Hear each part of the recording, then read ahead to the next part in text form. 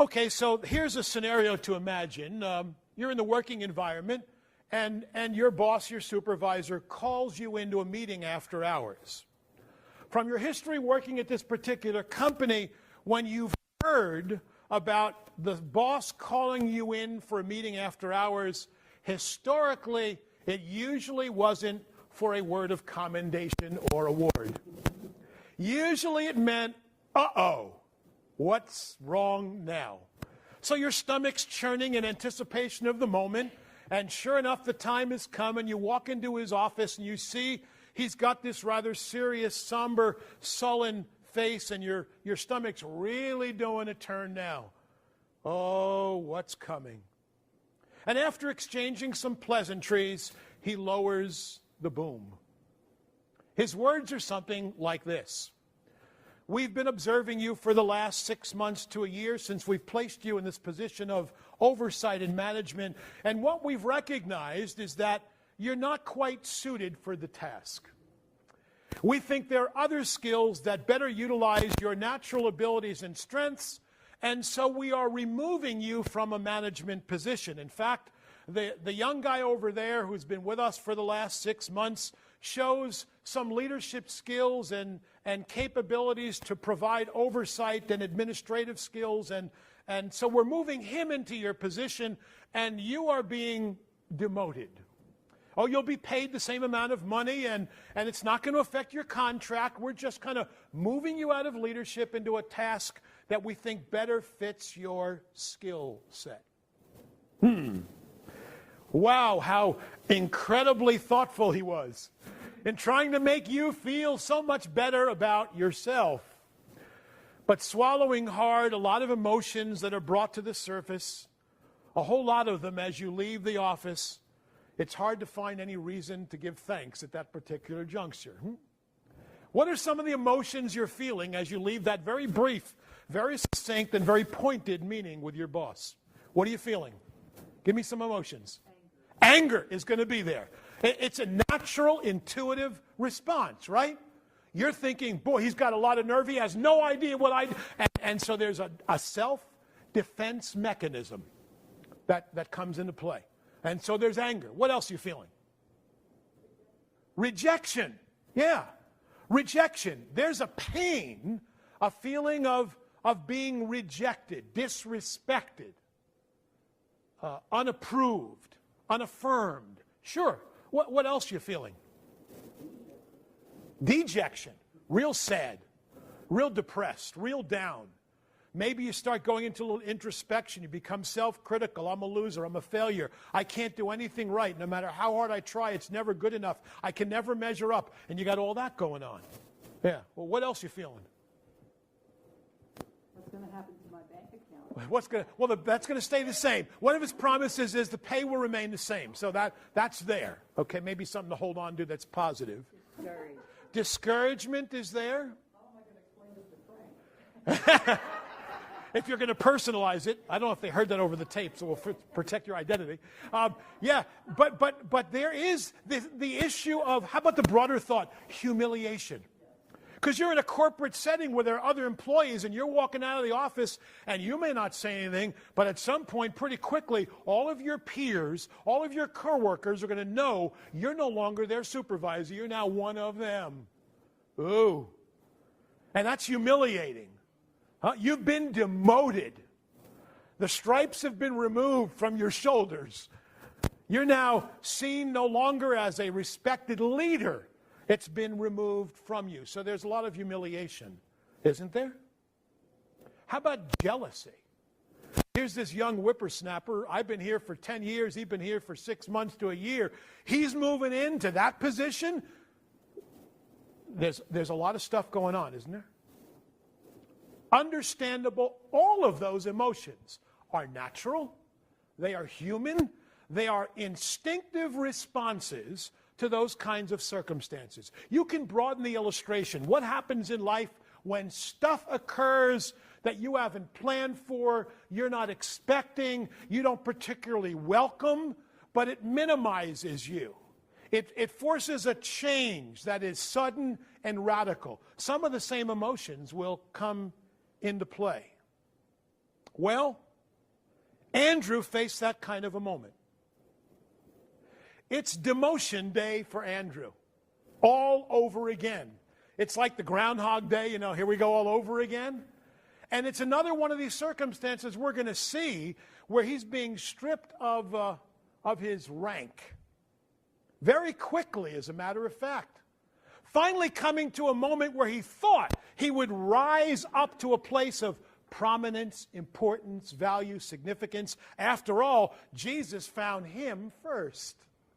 He's the first that Jesus called, the first that Jesus spoke to, the first that Jesus identified as one of his followers. Suddenly, Andrew has a place of importance. His whole life has been minimized by his brother Peter.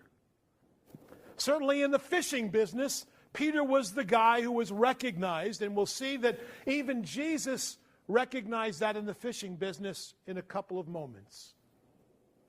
Here's Andrew. It ain't going well. And he's been replaced, taking a back seat again, at least initially to his brother, but it went further than that. We'll see that in a moment. There were a couple of other followers who were placed above him, if you will, as well.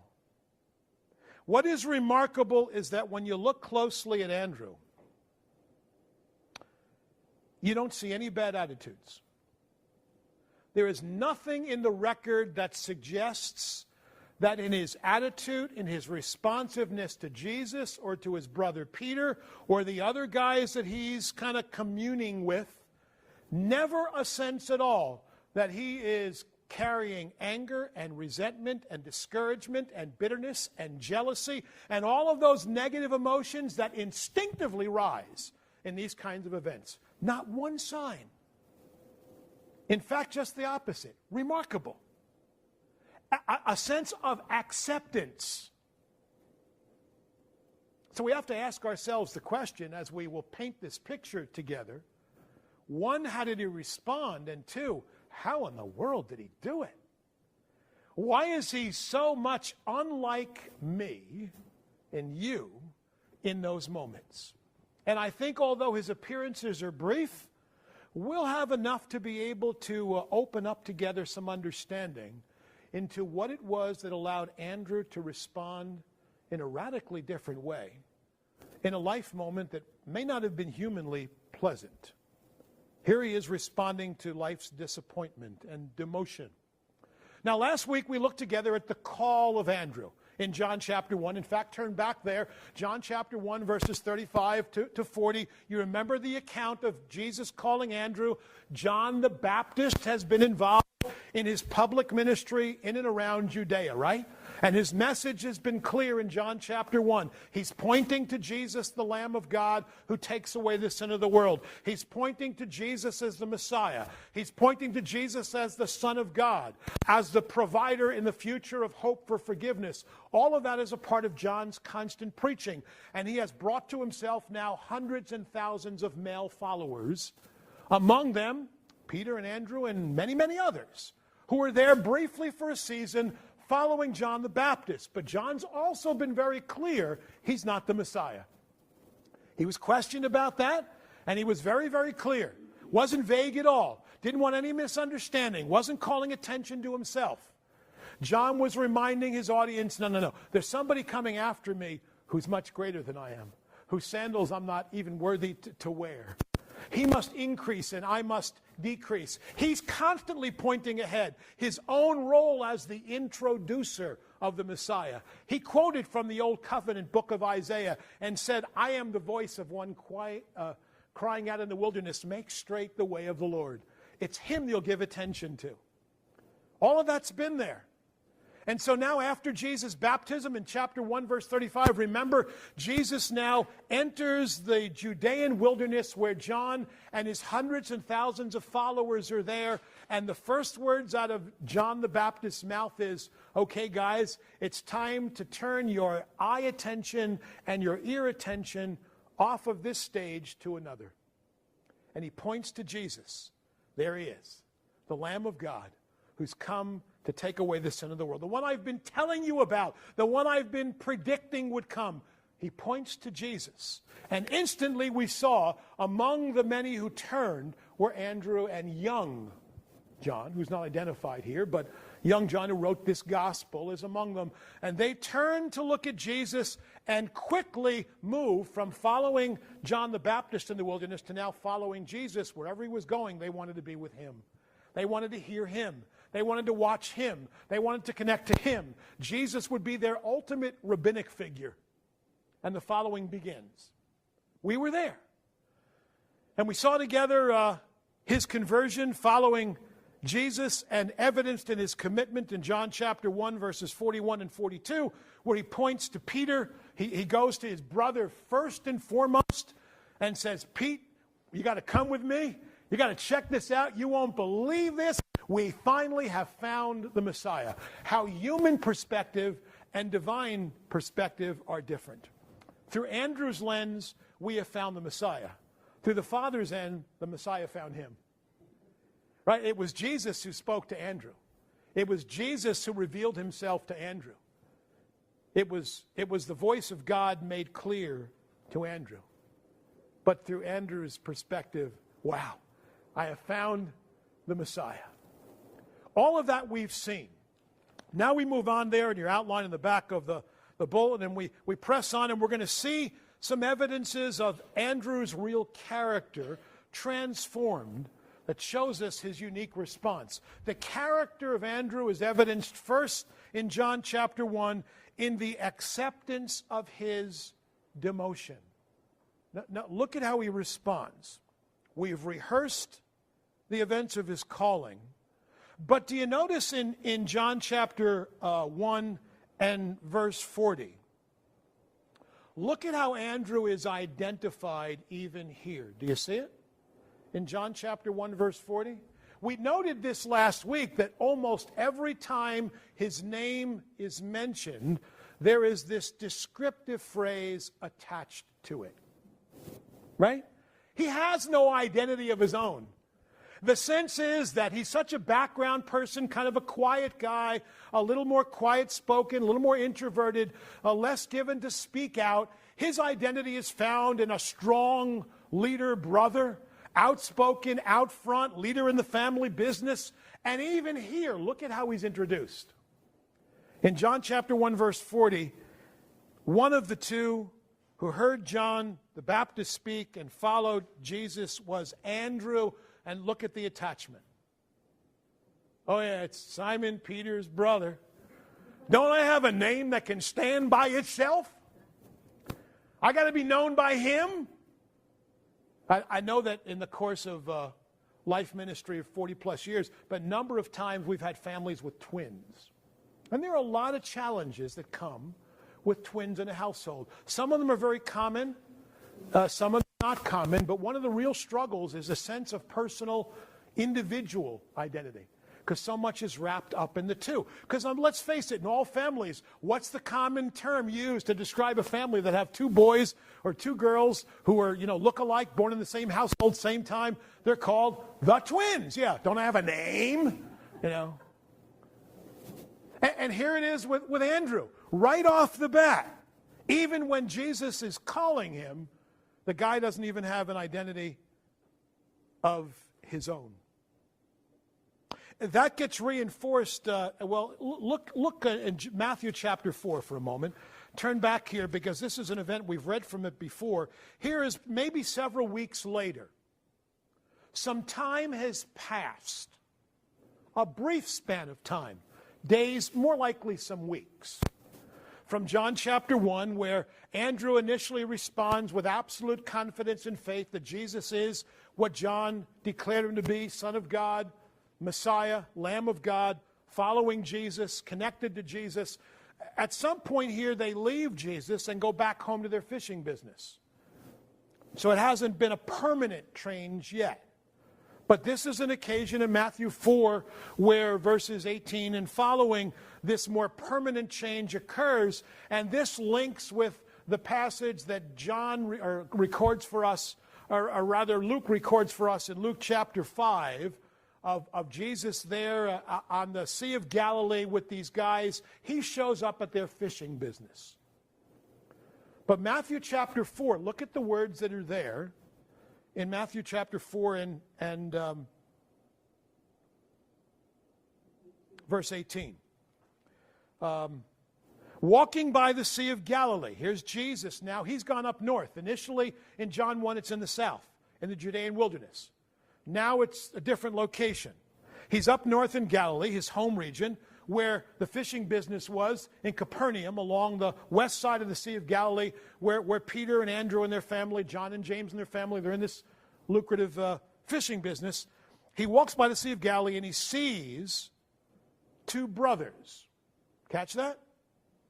The twins. Not really. Sees two brothers. Simon, who was called Peter.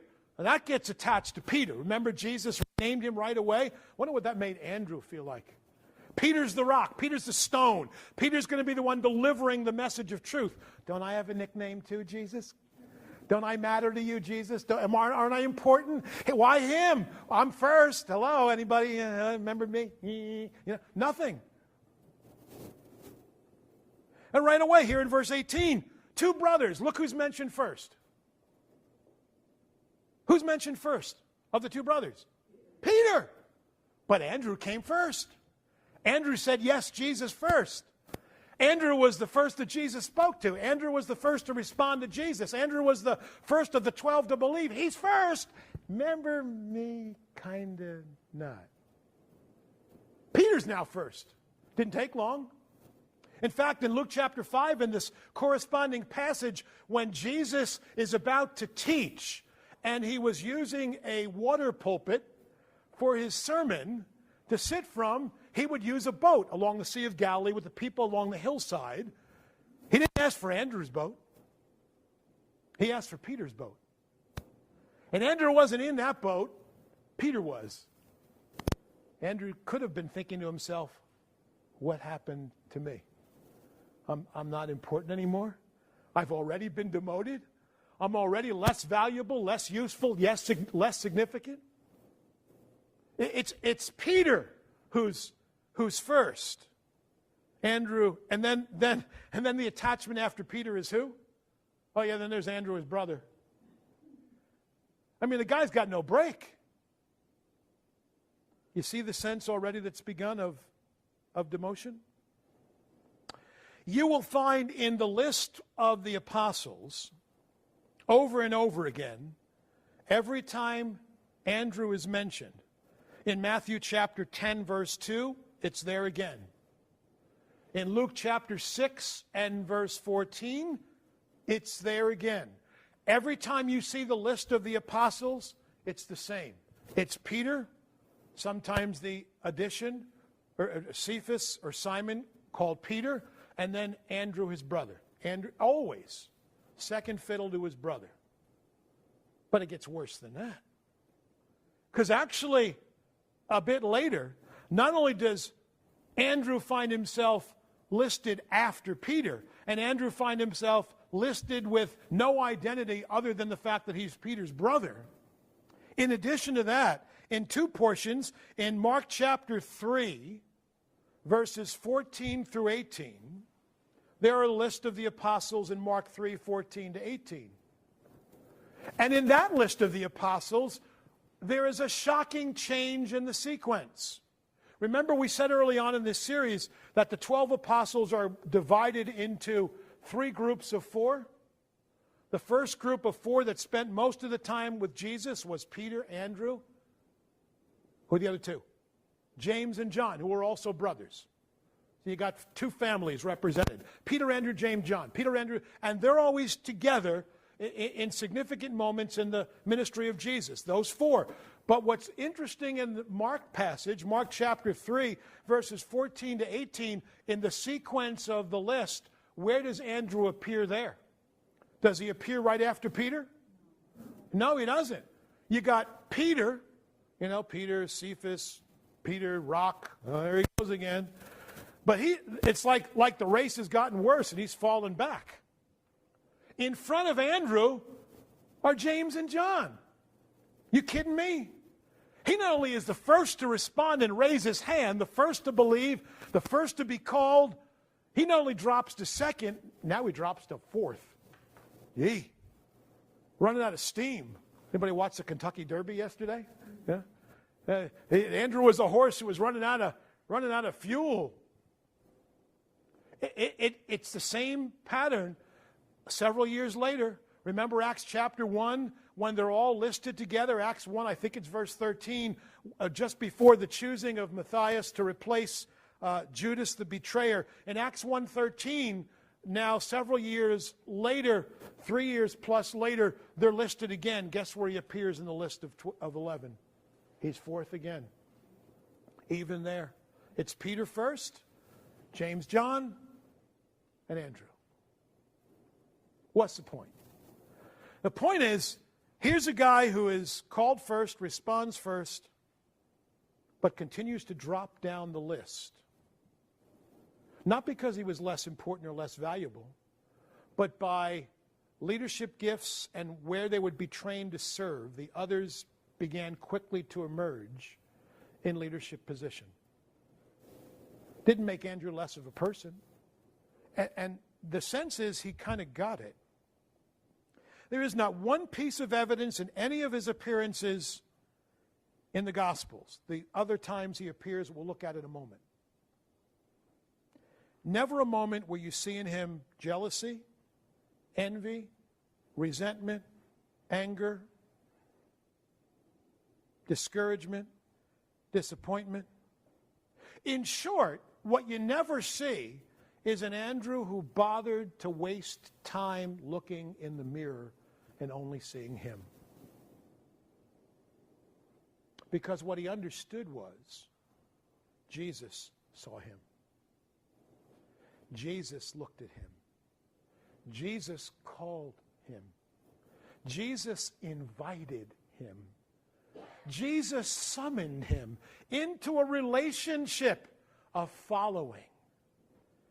And Andrew's identity, Andrew's sense of who he was as a man, would not be wrapped up in the way he saw himself next to his brother, next to James and John, next to any of the others. His identity would be wrapped up in how Jesus saw him. That will affect his responsiveness in all of these circumstances. In that sense, Andrew may have been listening more closely to John the Baptist's preaching than we would give attention to. Remember, we noted it several times in John chapter 1. What's John preaching? He must increase and I must decrease. Next to him, I'm not worthy. It's all about Jesus. I get a sense that Andrew bought that and got that as he shifted his primary loyalties from John to Jesus. And was quick to recognize that it's not about me. It's not about my prominence. It's not about me being in front. It's not about me being called first, nor is it about Peter being in leadership. It's not about me being first on the list, second on the list, fourth on the list. I don't care. I'm just thankful I'm on. I'm just thankful he called me. I'm just thankful he saved me. And my worth and identity is not in who I am, but in who he is. And what he is making me and what he is designing me to be. He's the master designer, the Lord of heaven and earth. The Lord who summons me, calls me, transforms me, changes me from the inside out. And my value as a man of God, a woman of God, is found in not me, but in him and him alone. He was getting it. He was getting it. Which allowed him to be free from all those emotional distractions that weigh us down and chew us up and spit us out. He heard John the Baptist. He kind of was a forerunner of someone we're introduced to in the book of Acts, one of my favorite New Testament characters, Barnabas, the son of encouragement. Remember him? We did this in the book of Acts. Barnabas is very quickly an early leader in the church in Jerusalem, highly regarded, a godly man, a servant of servants, loved people, served people. Remember Barnabas? Barnabas is the one who trains and equips Paul. When Barnabas is in leadership at this new burgeoning church of Gentiles and Jews up in Antioch in the northern region in Syria, and Barnabas serves as the one who confirms their identity, the one who initially is their pastor figure, but it's thousands of believers. He can't do it himself, and he remembers Paul, this Jewish guy who's gotten saved in a radical way, who's now back home way off in Asia Minor in Tarsus, and he goes, gets him, brings Paul back with him to Antioch, remembering Paul was called to be a missionary to the Gentiles, and says, Paul, here's your training ground. We're going to mentor you in leadership. And it's Barnabas and Paul, and Barnabas and Paul, and Barnabas and Paul, and he's got the top spot, and Paul's serving. He's being mentored. He's being trained. But what happens early on when they leave Antioch on that first missionary journey, and they go to Barnabas' home of Cyprus, to the synagogues to minister? Here's Paul's natural giftedness that emerges, his leadership skills. He confronts the enemy, confronts one who's demon-possessed, and very quickly Paul asserts himself in a crisis moment. Natural giftedness, molded by the Spirit of God, leadership skills that are evidence. What's Barnabas do? I get it, Lord. This is the time. Paul must increase, I must decrease. He not only accepted his own demotion, he invited it. He welcomed it. Mentoring the one whose leadership skills, capabilities, and calling were greater than even his own. And from then on in Acts 13, it's Paul and those who encircle him. Barnabas surrenders leadership of the team to Paul.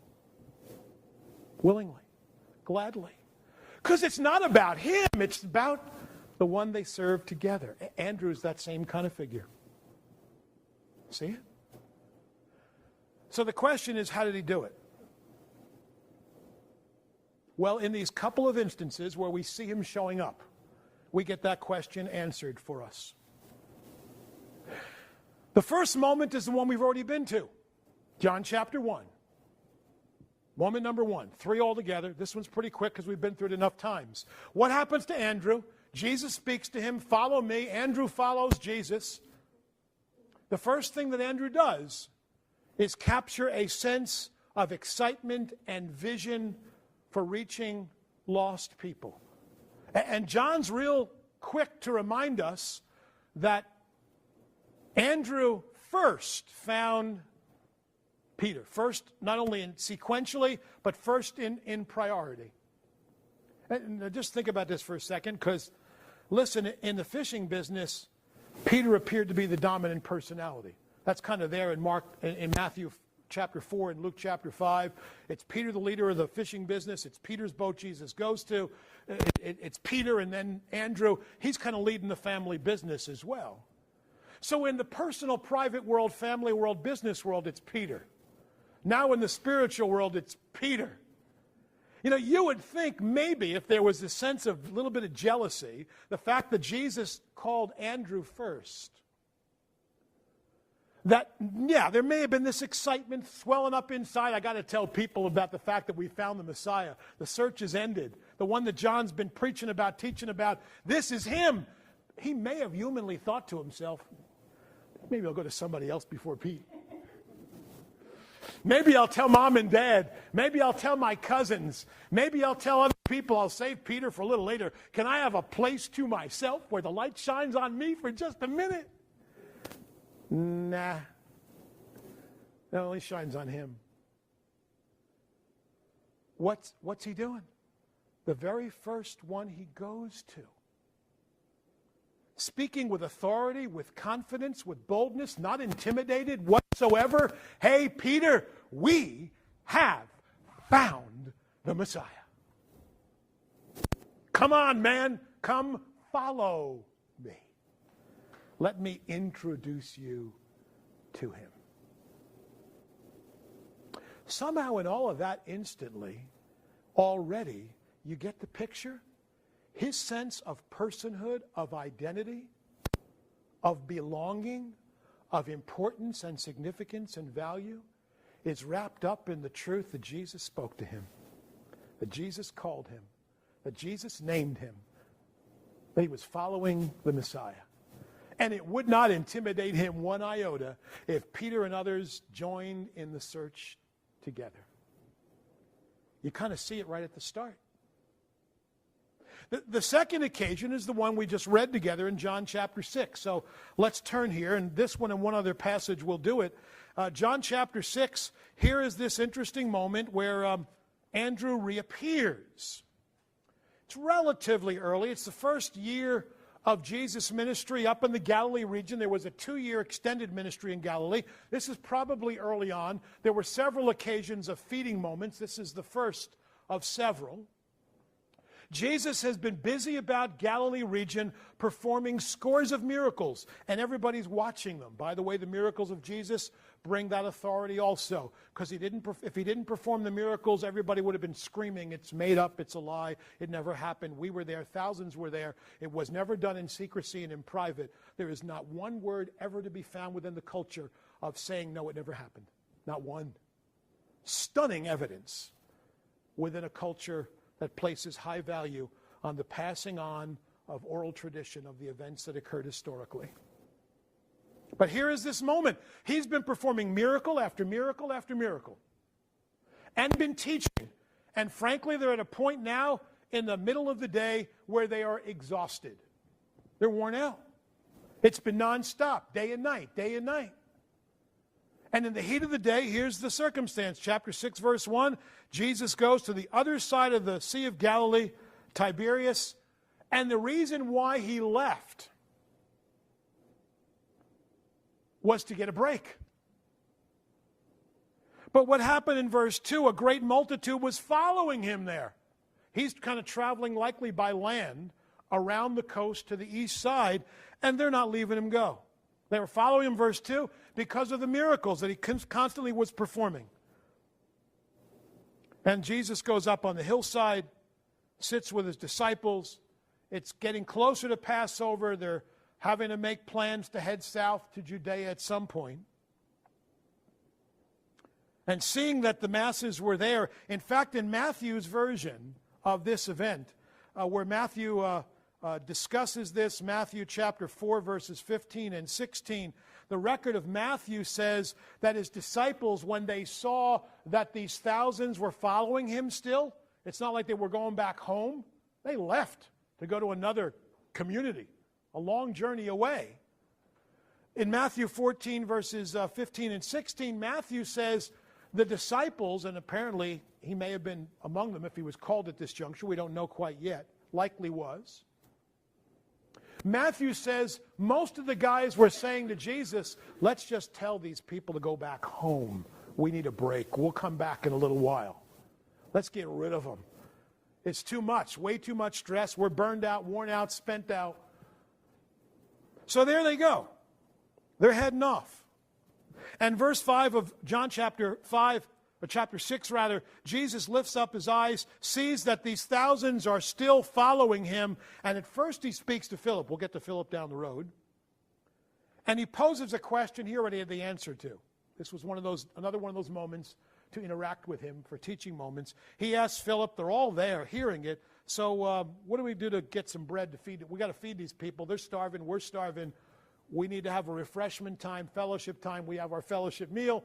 We need to feed the body, rest the soul a little bit here. So what are we going to do? We've got thousands of people here. Where are we going to get bread from? This is going to be a challenge. Interesting thinking, because he knew that's what they were thinking. And he said that to test them, verse 6. He himself knew what he was intending to do. Nobody else did, but he is because of who he is. And Philip already recognizes the dilemma of purchasing. It would require about 3/4 of a year worth of salary to be able to purchase enough food to even come close to feeding this many people. And then comes verse 8. First time Andrew comes into the picture. Once again, who is he? One of his disciples, Andrew, Simon Peter's brother. Can you give the guy a break?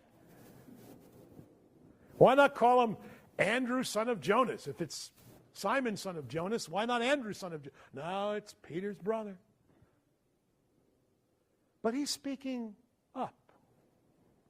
And I'm struck by his processing here, because He's believing somehow it was wrong to think, as the others may have been thinking and spoken from Matthew's version of this, that the masses ought to be sent away. He may not have been one of those saying that. Maybe his brother was. He's always kind of the outspoken one. It may have been him leading the other troops saying, we had enough of these people. Send them away. Need some quiet. Need a hammock. Need to rest. Need some cool down. Give me a break. But here's the sense that Andrew's on a totally different plane. No, that doesn't make any sense.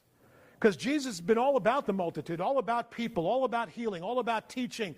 It doesn't make any sense we'd send him away. That's what he came for. Come on, guys, what are you thinking? He's stepping out against the grain.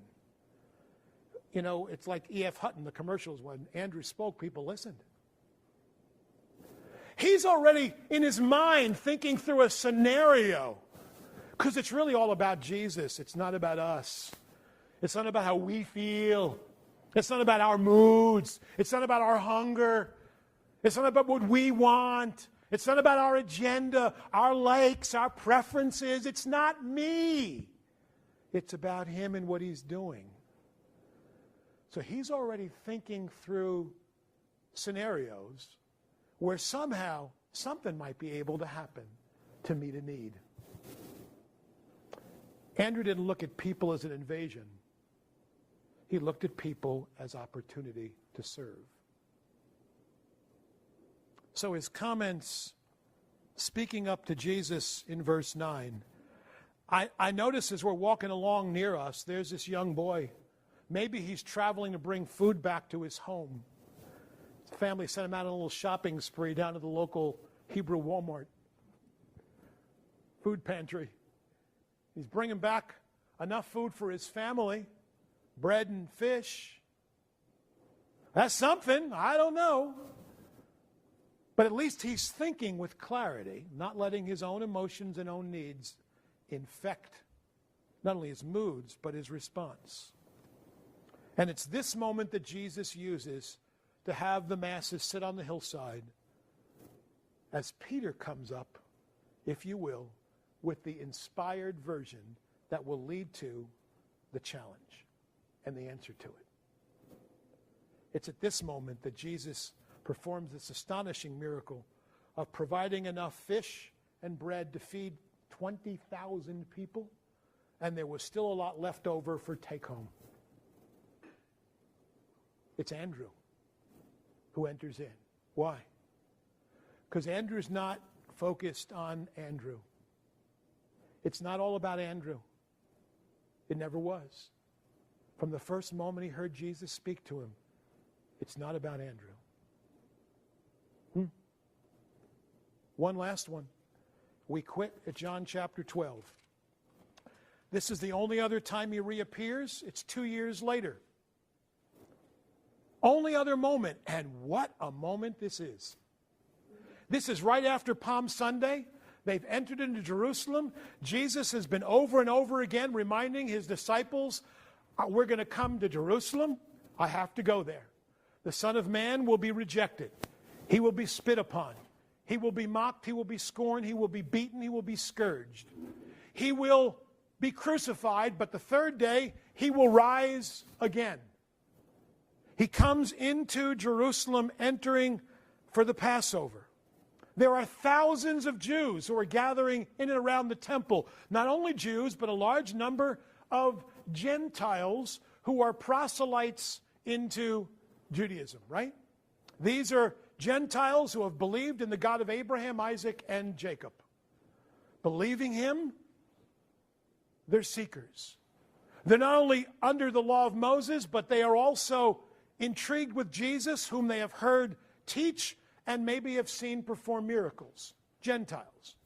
So John chapter 12, verse 20. We conclude here. There were coming for that feast certain Gentiles among those who were going up to worship at the feast for Passover, and they came from up in Bethsaida, northern Galilee, where Philip was from. And so you'll notice in verse 21, they came to Philip. Probably they recognized him from their home region. And they asked Philip, "Sir, we would like to have an audience with Yeshua. As Gentiles following the law of Moses, we have seen him, we have heard him, we really want to speak to him." Wow. That was bold for Gentiles in that culture to ask to meet with a Jewish rabbi. Bold to do that in that circle. Run a risk given how the Pharisees were already viewing Jesus. They weren't allowed in the inner court. Jesus was likely in the inner court as Gentiles, even though they were proselytes following the God of Abraham, Isaac, and Jacob. As Gentiles, they were not allowed inside the inner court. They're outside. Can you arrange a meeting for us? Philip's perplexed by the request. I'm struck in verse 22 that he comes to Andrew. 2 years later, he comes to Andrew. Andrew, who's demonstrated wisdom, the people person, the person who sees outside the emotions, outside of himself, outside the circumstance. Where can I get some wisdom? Where can I get some response? What do? He goes to Andrew. And what does Andrew do? Come on, Phil. We're going to go look for Jesus. And it becomes then a teaching moment in the following verses where Jesus speaks about why he came. Likely in the company of these Greeks as well as his apostles. I'm this grain of wheat who must fall into the ground and die. I have to. I came for that purpose. To die, to pay for the price of your sin, to rise again. All of this profound teaching comes in a moment where Andrew, again, not driven by fear, oh, what will the rabbis say? What will the Pharisees say? What will the other disciples say? What will the people say? Why? We're bringing Gentiles to our Jewish rabbi?